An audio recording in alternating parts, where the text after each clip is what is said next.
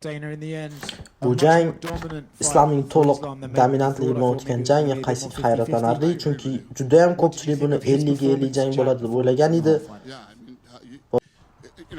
Bilasanmi, balki bu titul janglar orasida eng qiziqarli jang emasdir, lekin balki to'liq dominantlik bilan o'tgan jang. U bilan keyin nima qilamiz? Bilasanmi, endi barcha davrlarning u eng zo'rlari qatoriga kirishga ulgurdi.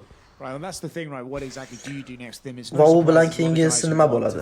Ya'ni Kamaru, Shavkat u bilan jang qilish xohlaydi, Ilya uni jangga chorladi.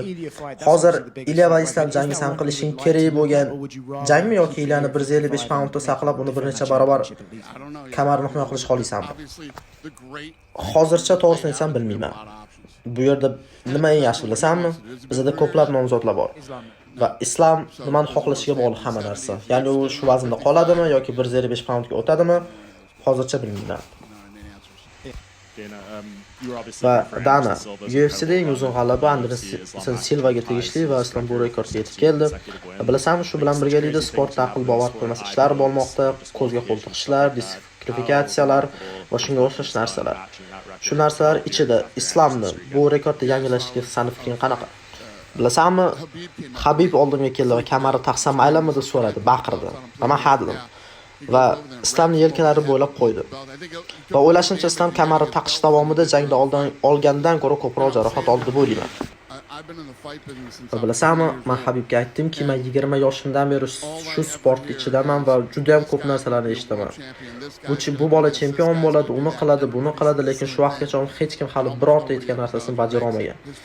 Lekin uni otasi aytganda menga Habib keladi, to'liq dominant bo'ladi va undan keyin Islom keladi va Habib ishini bajaradi. Va bu la'nati hammasi uni otasi aytgandaqa ketmoqda. Tasavvur qilyapsanmi? Sara savoliga men esimdan chiqib ketib qoldim. Menimcha javob berdim deb o'ylayman senga.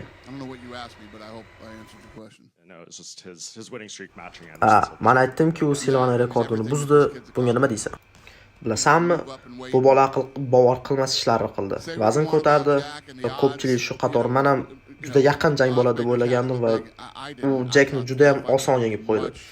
Jack Bilolni urgan, ya'ni Bilol bu vaznda juda ham ko'pchilik uchun qorong'u tush. Umuman olganda bu jang juda ham yaqin bo'ladi deb o'ylagandim, lekin men adashganman. Va shunchaki qo'yib qolish kerak Islomga.